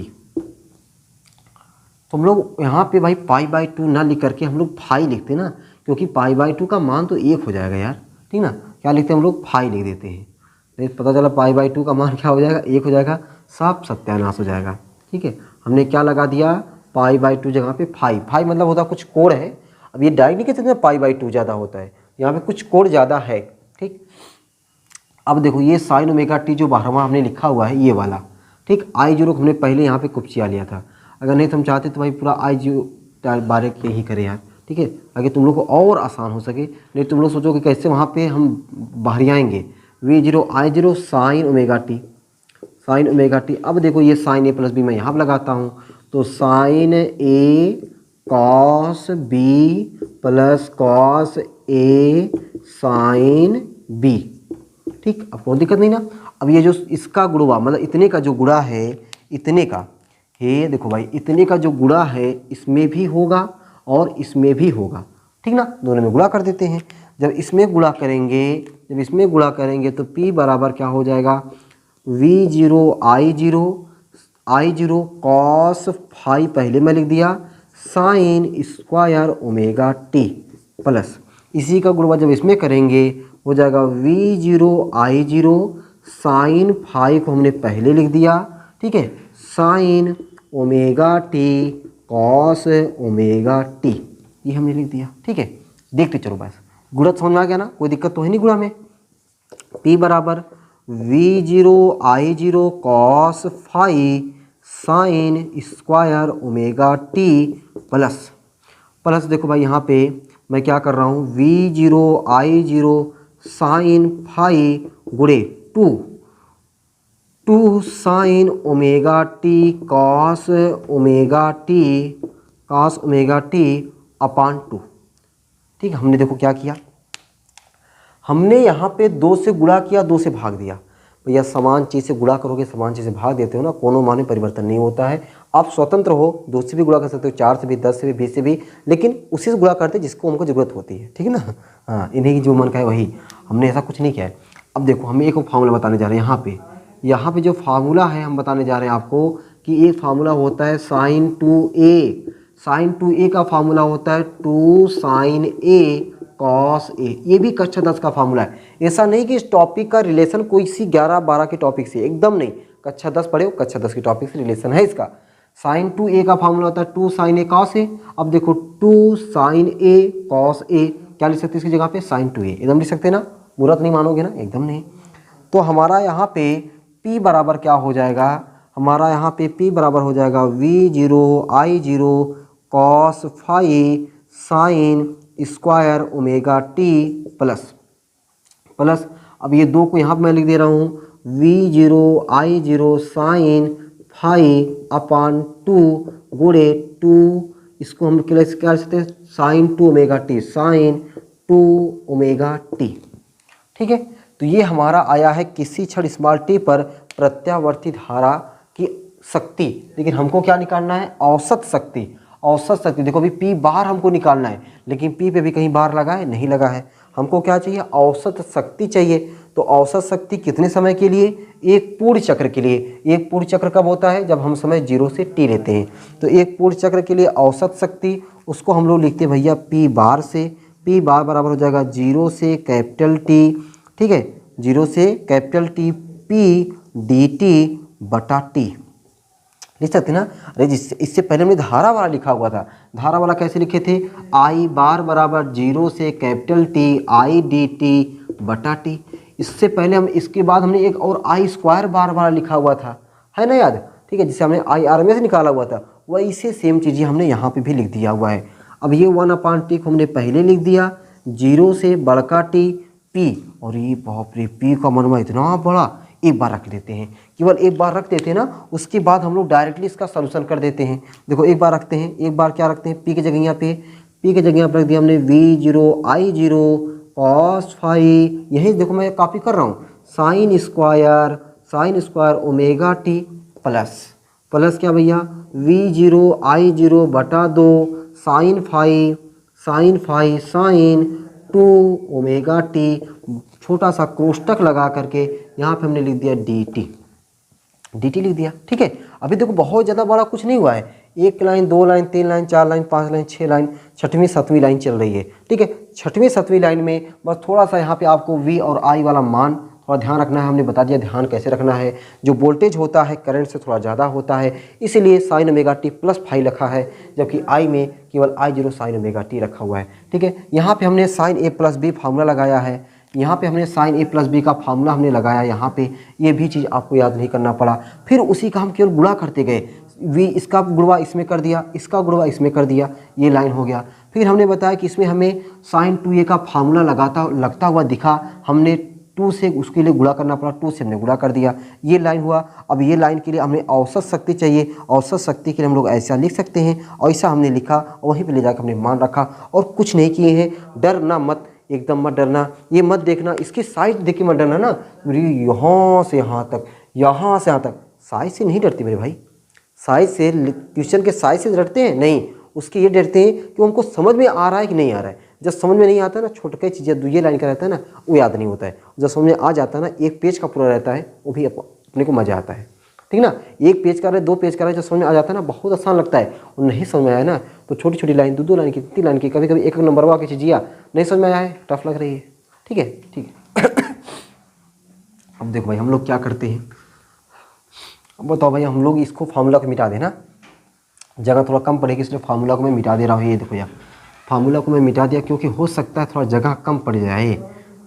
ठीक ना, थोड़ा जगह कम ना पड़ जाए, जब कोई बात बिगड़ जाए। तो P बार बराबर, ध्यान से देखना, इसमें dt लिखा हुआ है, यानी t वाला जो पद है वही वेरिएबल है, बाकी सब कांस्टेंट। t वाला पद वेरिएबल है, बाकी सब कांस्टेंट है। अरे तुम्हारे भाई कांस्टेंट को बाहर करो ना, v0 I0 cos फाई यहाँ बाहर हो जाएगा, यहाँ पे v0 I0 sin फाई यहाँ बाहर हो जाएगा, v0 I0 cos फाई, यहाँ पे v0 I0 sin फाई बटा 2, इतना इतना इतना इतना क्या हो जाएगा, ये कांस्टेंट पद है, इनको बाहर कर दिया जाए। तो बाहर करेंगे तो क्या हो जाएगा, v0 I0 cos फाई, ये देखो 1/t है ना, गुणे 1/t समाकलन 0 से capital T sign square omega t dt plus है ना। देखो ये इसमें क्या कांस्टेंट पद हुआ, इसमें कांस्टेंट पद हुआ v0 I0 बटा 2 साइन फाई 0 से sine phi 1/t sign phi गुणे 1/t 0 से capital T sine 2 omega t dt। समझ जाना भाई, साइन 2 ओमेगा t dt। ठीक है, अब बताओ, इससे पहले वाली कोई ना कोई क्लास में हमने आपको इसका समाकलन जरूर बताया है। ठीक है, अब देखो यहाँ पे मैं भाई सजेशन दूंगा आपको कि अगर आप बायो के स्टूडेंट हैं इससे ज़्यादा ना जाएं, अगर आप मैथ के स्टूडेंट हैं तब भी ना जाएं, लेकिन अगर आपको अपने आप पे फुल कॉन्फिडेंस है, और फुल कॉन्फिडेंस इतना रखना कि आपको ये सूत्र याद रख के ही रखना, ये सूत्र आपको याद ही रहे। ठीक ना, नहीं पता चला बीच में भटक गए तो आपको खुद नहीं पता रहेगा लाना क्या है, लाना है ये, ला दिए कुछ और। ठीक है, तो अगर आपको फुल कॉन्फिडेंस है, कॉन्फिडेंस की लगा लेंगे। ठीक है, और यहाँ से हम लोग समाकलन इसका कर सकते हैं, साथ ही साथ ये फार्मूला भी याद रखना कितना लाना है, तब जाके आगे बढ़ो। ठीक है, ये मैथ के उन स्टूडेंट के लिए जिनको अपने आप पर पूरा भरोसा है। लेकिन और देखो, वही हाल बायो वाला के लिए भी, जो आपको अपने आप को खुद भरोसा रखते हैं कि मैं कर ही ले जाऊंगा तो करें, नहीं तो मैं कहता हूँ आपको यहाँ पे केवल याद रख लो, यहाँ पे याद ये रख लो कि इसका मान 1/2 आता है और इसका मान 0 आता है। मतलब भाई ये याद रखना आसान है कि इसका कैलकुलेशन, इतना लंबा खुदे कैलकुलेशन कर दिए हो, इतना लंबा खुदे कैलकुलेशन करके यहाँ तक पहुँचे हो, उसके बाद इसका समाकलन करोगे, इसको समाकलन करोगे, कम से कम 5-6 लाइन जाएगा, कम से कम 5-6 लाइन। पहले साइन स्क्वायर ओमेगा टी को चेंज करना पड़ेगा, cos 2 थीटा बराबर 1 minus 2 sine square theta, 2 sine square theta बराबर 1 माइनस cos 2 थीटा, तो साइन स्क्वायर थीटा बराबर 1 माइनस cos 2 थीटा अपान 2, यहाँ पे ला के रखोगे 1 minus cos 2 omega theta upon 2, उसका समाकलन करोगे, झुआ भर कर लाइन खराब करोगे, हो सकता है बीच में गलत हो जाए, कट्टा कुट्टा मार करके मूड खराब करके रख दोगे। ठीक है, तो आपको एग्जाम में टाइम कम है, और टाइम जो हमारा कम है उस तरीके से हमें एडजस्ट करना है कि हमें पूरा का पूरा क्वेश्चन करके करना है। ये नहीं कि भैया इसको पूरा कर लोगे एग्जाम में खुश, वाह कोई नहीं किया तुम कियो लो 1000 नंबर, ऐसा कुछ नहीं है। 5 नंबर का 5 नंबर वो देगा। ठीक है, ऐसा नहीं कि अपने लगा से तुम्हें झुआ भर का नंबर दे दिया, ऐसा कुछ नहीं हो पाएगा। तो आपको अगर कॉन्फिडेंस रहेगा तभी आगे जाइएगा, नहीं कॉन्फिडेंस है तो यहीं पे मैं आपको बता दे रहा हूँ भाई। इसका मतलब क्या, इसका देखो यहाँ मैं लिख दे रहा हूँ, sin से 1/t 0 से capital T sign square omega t dt का जो मान होता है 1/2 होता है, तथा 1/t समाकलन 0 से capital T sine 2 omega t dt का मान 0 होता है। ये होता है, ठीक है, इसको आप लगा सकते हो, चेक कर सकते हो, लेकिन मैं यहाँ पे ना तो चेक करने जा रहा हूँ ना तो मैं आपको कह रहा हूँ कि आप चेक करो, ठीक है। P बार बराबर V0 I0 cos phi into इतने का पूरा मनवा हमको क्या निकल के आया 1/2, इधर का मान क्या निकल के आया 0, ठीक है। अब यहाँ पे आ जाते भाई, ये देखो यहाँ पे ना थोड़ा अलग चीज़ से लिखते ताकि तुम लोग को कन्फ्यूजिया ना मत जाना। P बार बराबर V0 I0 cos φ/2। आपको लग रहा है सर निकालना था ये, अभी तो आप खुद नहीं निकाल पाए। अरे भैया सबर तो करो थोड़ा, ठीक है, तुम लोग सबर ये नहीं है। देखो P बार बराबर V0/√2, आप कहोगे √2 कहाँ से आ गया, I0/√2 इंटू cos φ। अब देखो √2 को मैंने अपने घर से नहीं लेकर आया है, ठीक है, मैं अपने घर से अलग से पैदा नहीं किया हूँ, ठीक है, कि चलो भाई √2 तुम पैदा हो जाओ, ऐसा कुछ नहीं किया हूँ। देखो कैसे हुआ है √2, आप पहले से बहुत जानते हो, करड़ी में 2 गुणे करड़ी में 2 कितना होता है, आप कहोगे सर करड़ी में 4, करड़ी में 4 का मतलब क्या होता है 2 होता है।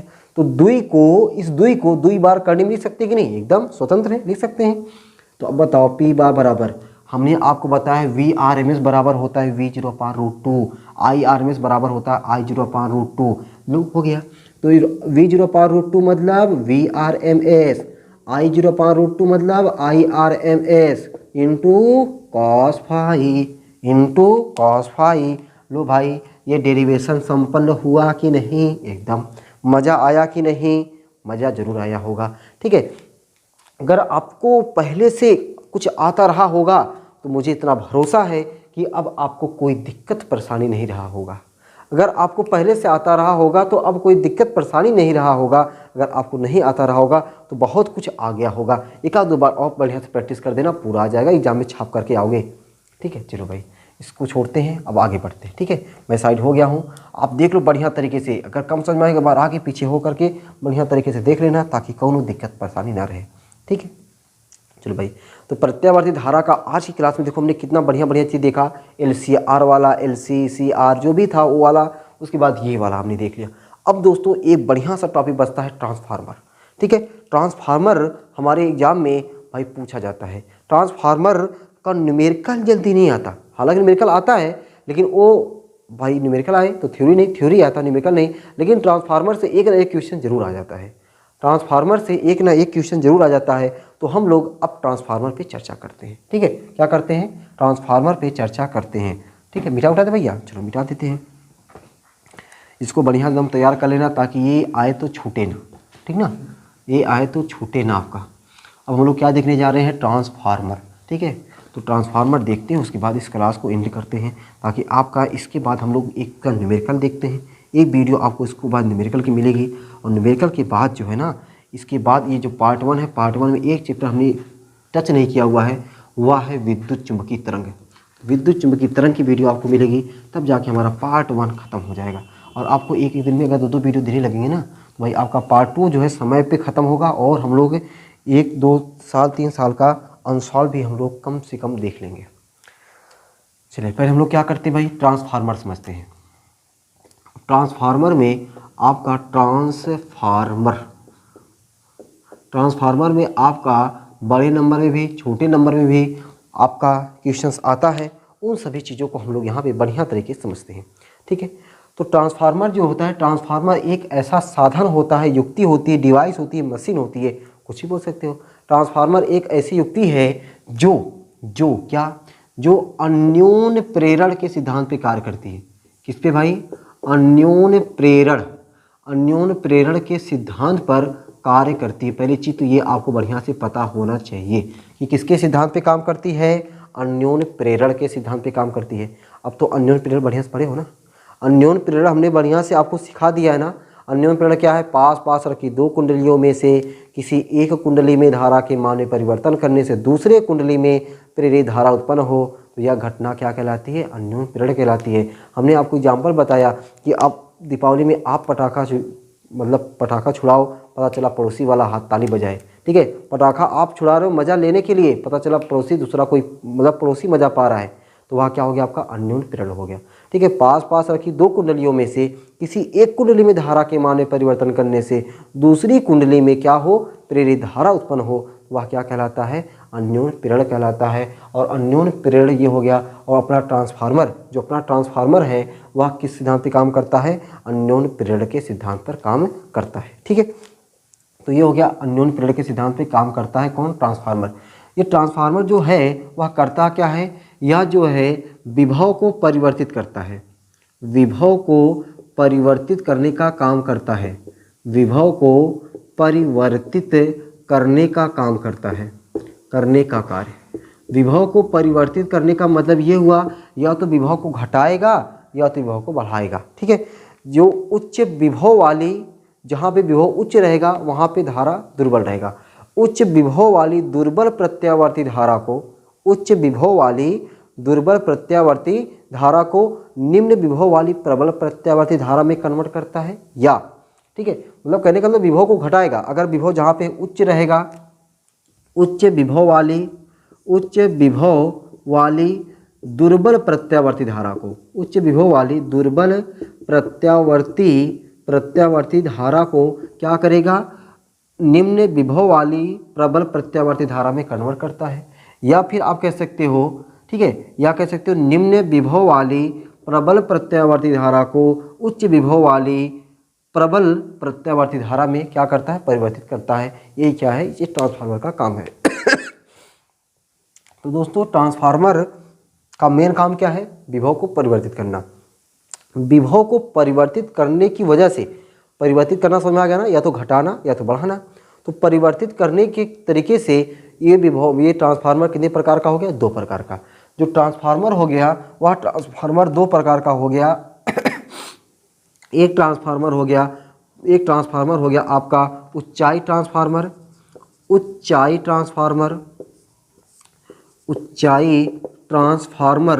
और एक ट्रांसफार्मर हो गया आपका अपचाई ट्रांसफार्मर। क्या हो गया? अपचाई ट्रांसफार्मर,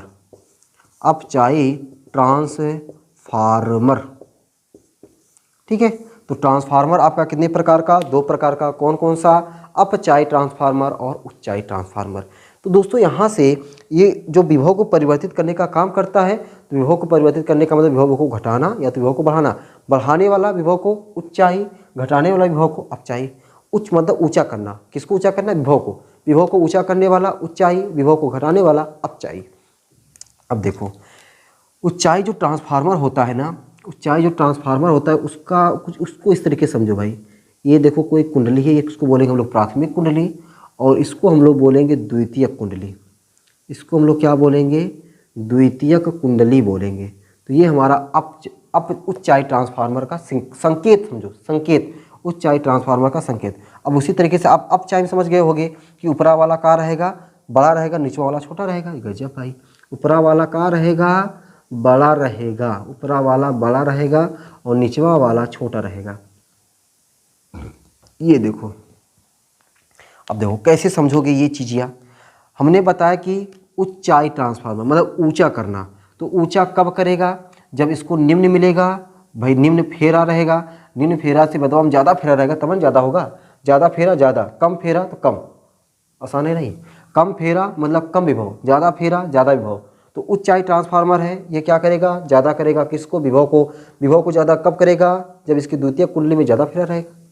जब इसकी द्वितीय कुंडली में ज़्यादा फेरा रहेगा तब ये क्या करेगा? विभव को ज़्यादा करेगा। अपचाई ट्रांसफार्मर मतलब विभव को कम करेगा। विभव को कम कब करेगा? जब बदवा वाली कुंडली में कम फेरा रहेगा। बदवा वाली कुंडली में कम फेरा रहेगा, पहले वाली कुंडली में ज़्यादा फेरा रहेगा। इस तरीके से आप कभी भूल नहीं सकते हो। बहुत सारे लोग इस चीज़ को भूल जाते हैं, ठीक है, इस चीज़ को भूल जाते हैं और फिगर पता चला उल्टा बना के चले जाते हैं, ठीक है। चलो ये आपका समझ आ गया कि ट्रांसफार्मर अन्योन्य प्रेरण के सिद्धांत पे काम करने वाला साधन है। ट्रांसफार्मर का काम क्या है? विभव को परिवर्तित करने का काम होता है। ट्रांसफार्मर अपना दो प्रकार का होता है। एक उच्च चाही ट्रांसफार्मर और एक होता है आपका अपचाही ट्रांसफार्मर। ठीक है, अब दोस्तों ये ट्रांसफार्मर के बारे में हमने थोड़ा बहुत सीखा। अब यहाँ पे हम लोग देखते हैं इस ट्रांसफार्मर की रचना कैसे होती है, ट्रांसफार्मर की रचना कैसे होती है, और ट्रांसफार्मर की रचना में हम लोग ट्रांसफार्मर को बनाना भी सीख लेंगे।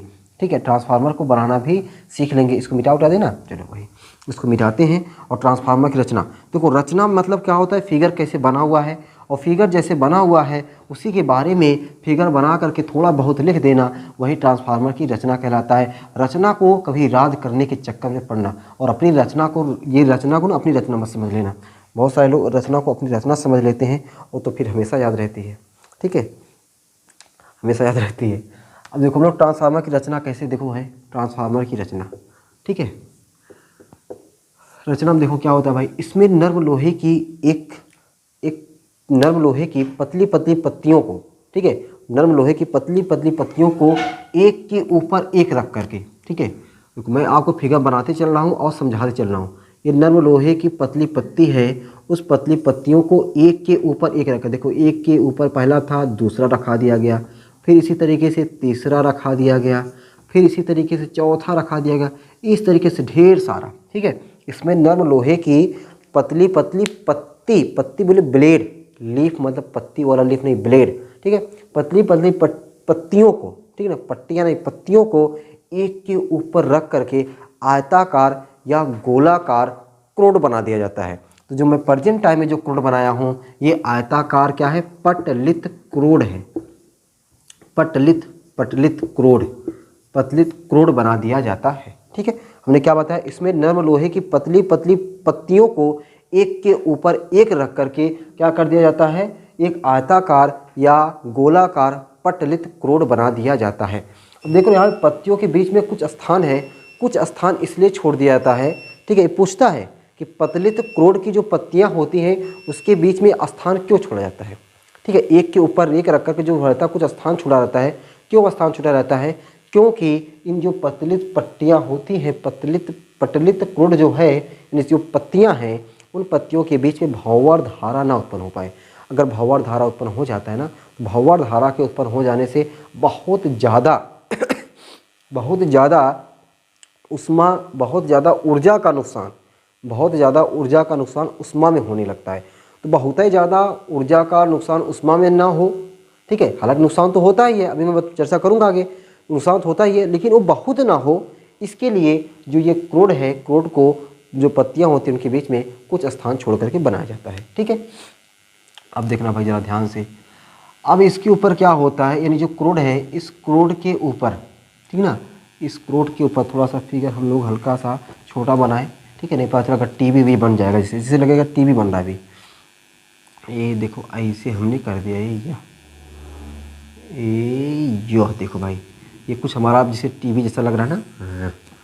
अब देखो भाई, ये हमारा समझो कैसे, तो ऊपर हो गया, ये हमारा नीचे हो गया। इसके ऊपर दो कुंडलियां लगी होती हैं। ये देखो, ये हमारी पहली कुंडली हो गई, ये हमारी, और ये हमारी दूसरी कुंडली हो गई। ठीक है, ये हमारी दो कुंडलियां हो गई। इसमें जो प्रत्यावर्ती धारा को निवेश किया जाता है उसको हम लगा देते हैं। ठीक है, क्या कह सकते हैं, निवेशी धारा। यहाँ पे हमारा क्या कहते हैं, निवेशी धारा। जिस धारा को हमें कम या ज़्यादा करना होता है वह निवेशी, और यहाँ पे हमें क्या होता है, निर्गत वोल्टेज। ये हमारा क्या होता है, निर्गत वोल्टेज, यहाँ से हमको प्राप्त होता है निर्गत वोल्टेज। ठीक है, निर्गत वोल्टेज प्राप्त होता है।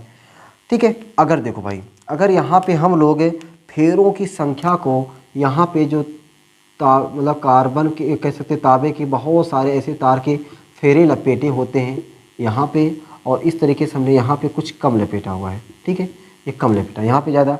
तो अच्छा, और उसके बाद ये देखो कुछ इस तरीके से भी हमें यहाँ पे फेरे हमको लपेटे हुए मिल जाते हैं, या और इसी चीज़ को हम लोग कुछ इस तरीके से कर सकते हैं, ये भाई। ठीक है, तो इस तरीके से हमारा ये ट्रांसफार्मर की रचना होती है, और इसमें कुछ हम लोग यहाँ पे डिजाइन वगैरह भी बना देते हैं कुछ तरीके से, मतलब यहाँ पे लपेटा गया है। ठीक है, डिजाइन नहीं, यहाँ पे क्या कर दिया गया, लपेटा गया ढेर सारा इस तरीके से तार, यहाँ पे क्या कर दिया गया, लपेट दिया गया है। क्या कर दिया गया, लपेट दिया गया। तो ये हमारा ट्रांसफार्मर की रचना हो गया। तो ट्रांसफार्मर की रचना हम लिखोगे का, ठीक है, फिगर तो भाई बना लोगे ना, फिगर बनाने में कोई दिक्कत परेशानी तो हो नहीं रही है। ठीक है, अब देखो फिगर थोड़ा सा डेंजरस लग रहा है, देखिए कैसे कैसे हमने बताया उसको देखा तो आपने और डेंजरस जो लग रहा है वो बहुत कम था। इसमें नर्म लोहे की पतली पतली पत्तियों को एक के ऊपर एक रख करके इसमें नर्म लोहे की पतली पतली पत्तियों को एक के ऊपर एक रख करके एक आयताकार या गोलाकार पटलित क्रोड बना दिया जाता है। इन पतलित क्रोडों के बीच में कुछ स्थान छोड़ दिया जाता है ताकि उसमें भंवर धारा कम उत्पन्न हो। जब भंवर धारा कम उत्पन्न होगा तो बहुत कम उस ऊर्जा का नुकसान उष्मा में होगा। ठीक है, इस पतलित क्रोड के ऊपर जिस धारा को या जिस प्रत्यावर्ती धारा की विभव को परिवर्तित करना होता है उसको लगा दिया जाता है, और इस पतलित क्रोड के नीचे जो हमें निर्गत वोल्टेज प्राप्त होता है उसको हमें लगा दिया जाता है। 2 कुंडियाँ इस तरीके से लगा दी जाती हैं। ये बस इतना रचना पर्याप्त है भाई, फिगर ही आपका पर्याप्त होता है। फिगर अगर आपने बढ़िया तरीके से बना करके इस चीज़ को कलर वाइज तनी बना करके लिख दोगे ना, ठीक है। अच्छा, ये कौन सा ट्रांसफार्मर हुआ, तो ये आप कहोगे सर ये ऊंचाई ट्रांसफार्मर है। ये कौन सा ट्रांसफार्मर है, ऊंचाई ट्रांसफार्मर है। कैसे पता चला, अभी हमने बताया ऊंचाई और अपचाई ट्रांसफार्मर। ऊंचाई ट्रांसफार्मर ये फेरों की संख्या क्या होता है। अच्छा, ये हमारा प्रेजेंट टाइम बना है अपचाई ट्रांसफार्मर। ये क्या भाई हमारा अपचाई ट्रांसफार्मर, ठीक है, अपचाई। उसी अगर ऊंचाई ट्रांसफार्मर बनाना होता तो यहाँ पे फेरों की संख्या कम करके यहाँ फेरों की संख्या ज़्यादा कर देते तो हमारा क्या बन जाता, ऊंचाई ट्रांसफार्मर बन जाता। बस इस तरीके से हमें ऊंचाई अपचाई कोई अलग अलग ट्रांसफार्मर, अगर ये नहीं कि अलग अलग बनाना है, बस यहाँ फेरों संख्या बढ़ा दो तो क्या बन जाएगा ऊंचाई, फेरों संख्या घटा दो क्या बन गया अपचाई। ठीक है, चलो तो हमने आपको बता दिया कि रचना इस तरीके से आपको रचना है, रचना लिखना। अब देखो कार्यविधि दोस्तों आपने अन्योन प्रेरण सीखा हुआ है ना। अन्योन प्रेरण अगर आपने सीखा हुआ है तो आपको कार्यविधि कितनी आसान होने वाली है। बस वही अन्योन प्रेरण के सिद्धांत पे हमें सीखना है। अन्योन प्रेरण के सिद्धांत से हमको यहाँ पे कार्यविधि समझना है बहुत ही आसान तरीके से।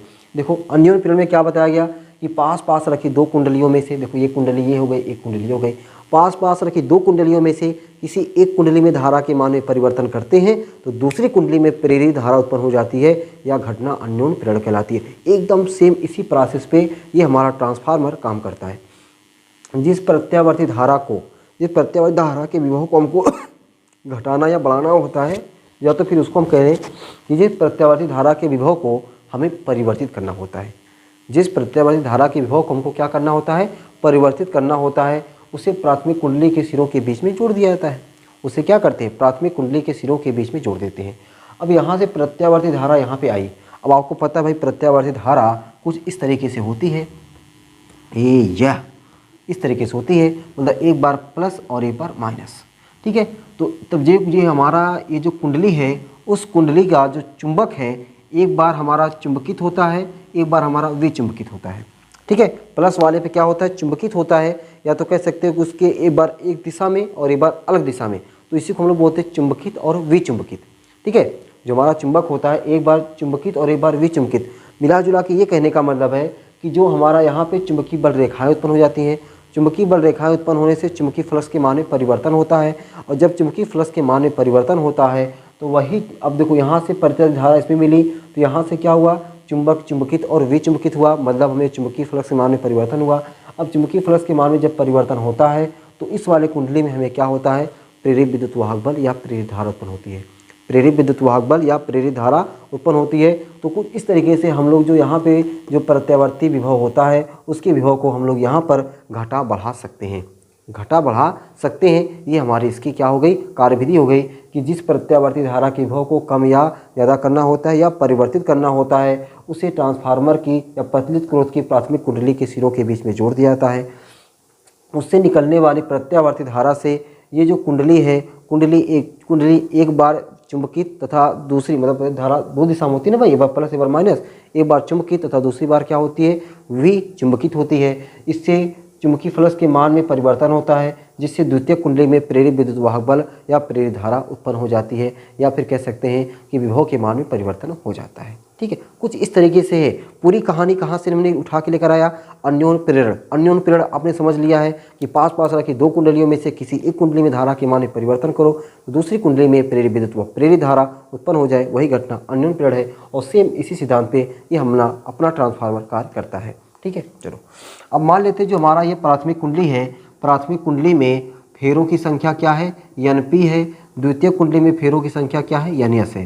प्राथमिक कुंडली में उत्पन्न प्रेरित विद्युत वाहक बल Ep है और दूसरी कुंडली में उत्पन्न प्रेरित विद्युत वाहक बल क्या है, Es है। और दोनों कुंडलियों से बद्ध चुंबकीय फ्लक्स में परिवर्तन क्या है, D phi upon D T है। दोनों कुंडलियों से बद्ध चुंबकीय फ्लक्स में परिवर्तन क्या है, D phi upon D T है। तब प्राथमिक कुंडली में फैराडे के विद्युत चुंबकीय प्रेरण के नियम से, के नियम से वह क्या हो जाएगा, ई पी बराबर minus N P D phi upon D T. समीकरण 1 हमने मान लिया। अच्छा, द्वितीय कुंडली में फैराडे के विद्युत चुंबकीय प्रेरण के नियम से वह क्या हो जाएगा, ई एस बराबर minus N S D phi upon D T. इसको हमने मान लिया समीकरण नंबर 2। अब समीकरण 2 से 1 में भाग देते हैं, ठीक है, 2 से 1 में भाग देते हैं। और क्यों देते हैं अभी मैं आपको आगे बता रहा हूँ। तो समीकरण 2 से 1 में भाग देंगे, ई एस बटा ई पी बराबर माइनस एम, अच्छा माइनस तो कट जाएगा, माइनस कट जाएगा, क्या मिलेगा हमको, एन एस बटा एन पी और D phi upon D T भी कट जाएगा। ठीक है, ये हमारा छोटा सा फार्मूला निकल के आया, प्यारा सा फार्मूला। इस पर हमें न्यूमेरिकल टपकाने को मिल जाएगा, ई एस बटा ई पी बराबर एन एस बटा एन पी। ठीक है, चलो उसके बाद दोस्तों, ये हमारा जो ट्रांसफार्मर है, दुनिया में कोई भी चीज़ आदर्श होती नहीं है, दुनिया में कोई भी चीज़ आदर्श नहीं होती है। तो ये ट्रांसफार्मर की क्या औकात है कि जो ये आदर्श हो जाए। दुनिया में जब कोई चीज़ आदर्श होती नहीं है तो ट्रांसफार्मर की क्या औकात है कि जो आदर्श हो जाए। लेकिन मानने को क्या है, हम लोग मान लेते हैं, हम लोग कहते हैं ना, मेरे पापा दुनिया के सबसे बेस्ट पापा है, मेरी मम्मी दुनिया की सबसे बेस्ट मम्मी है, बोलते हैं ना, उसी तरीके से सब भी मान लेते हैं। जो अपना ट्रांसफार्मर है, ये कैसा ट्रांसफार्मर है, आदर्श ट्रांसफार्मर है, चाहे हो या ना हो, जैसे हमारे मम्मी पापा हो या ना हो, लेकिन अपने लिए तो हम लोग कहते हैं ना, अपने लिए कहते हैं। उसी तरीके से मैं अपने लिए ये कह रहा हूँ, अपना जो ट्रांसफार्मर है ये क्या है, आइडियल ट्रांसफार्मर है, आदर्श ट्रांसफार्मर है। ठीक ना, क्या है, आदर्श ट्रांसफार्मर है।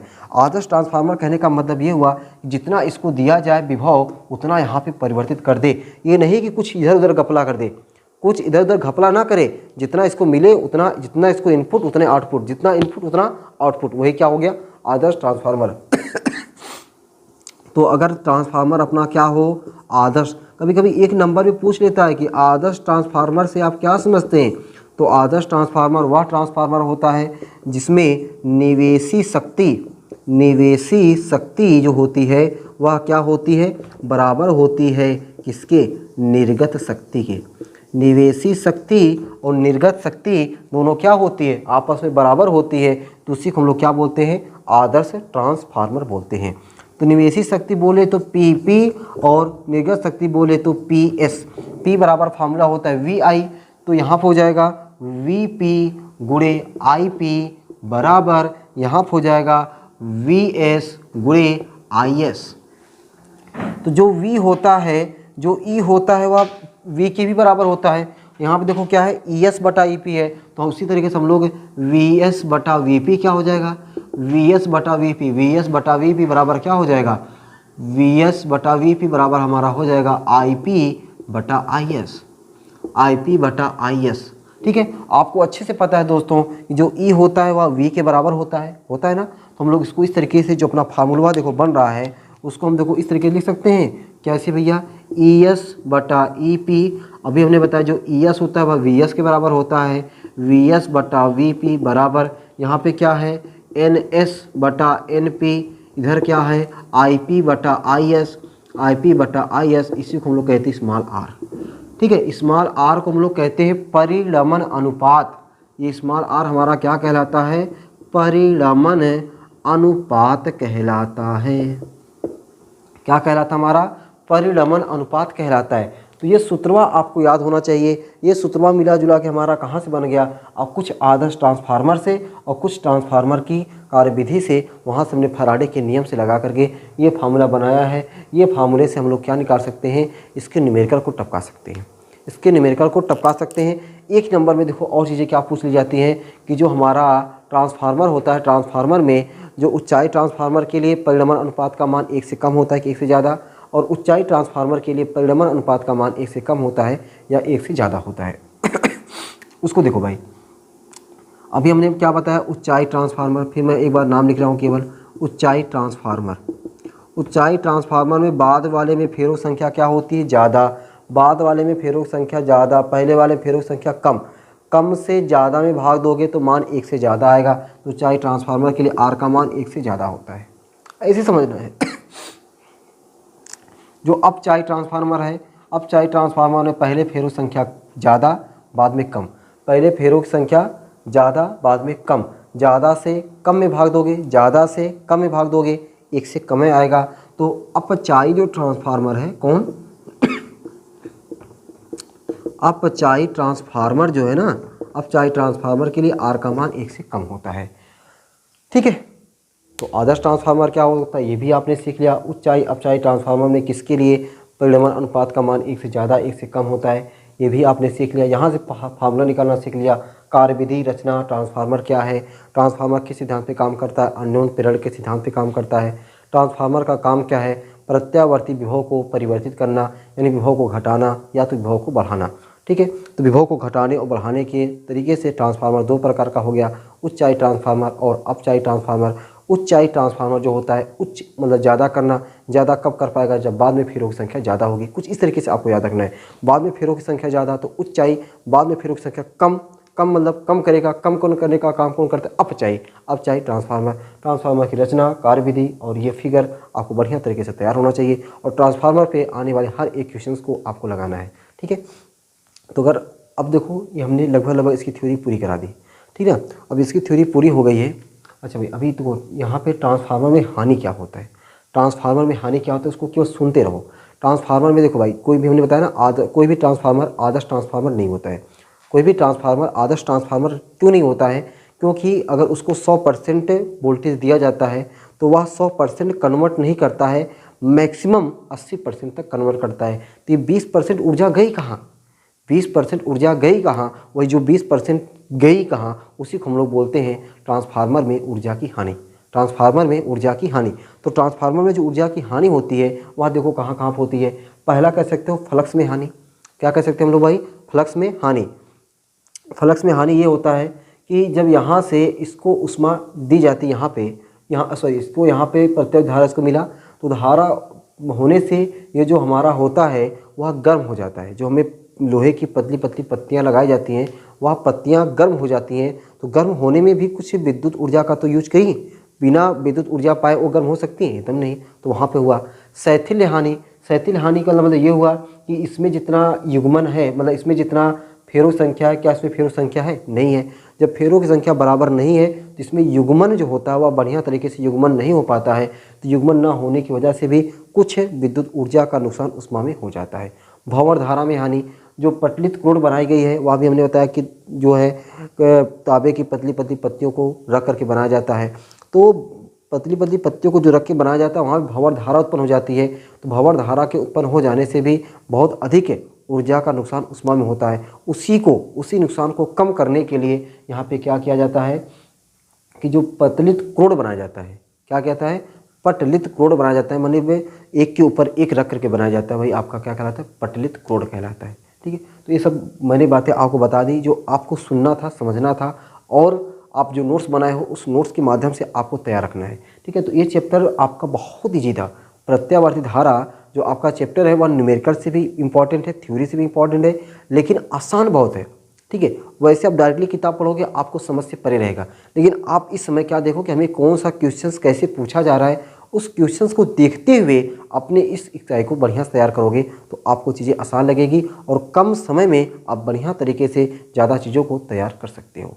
ठीक है, इसी आशा और उम्मीद के साथ कि आप लोग की पढ़ाई बहुत शानदार ज़बरदस्त तरीके से चल रही होगी और आप कुछ इस तरीके से जैसे मैं आपको रिवीजन करा रहा हूँ, आप रिवीजन का एक भी क्लास बिना मिस करते हुए आप बढ़िया तरीके से अपनी तैयारी कर रहे होंगे। ठीक है, और कोई अगर आपको टॉपिक छूट रहा है उसको आप कमेंट बॉक्स में बताइए, और भी कोई दिक्कत परेशानी हो रही है उसको भी आप कमेंट बॉक्स में मेंशन करिए, क्योंकि इस समय आपकी दिक्कत परेशानी को समाधान करने के लिए मैं आपके सामने डेली एक वीडियो भेज रहा हूं और कोशिश कर रहा हूं कि अब आने वाले दिनों में आपको एक दिन में 2 वीडियो जाए, ताकि आपको जो सिलेबस है ना जो रिविजन करने को बचा है, जो बचा हुआ है, सब चीज़ें आपका सही समय पर, मतलब एग्ज़ाम से कई दिन पहले आपका हो जाए और आप बढ़िया तरीके से अपनी तैयारी कर सको, और जो अपना लक्ष्य है 70 में आपकी बार 70 का या 70 में 60 प्लस लाने का, वो अपना लक्ष्य जो है बढ़िया तरीके से पूरा हो सके।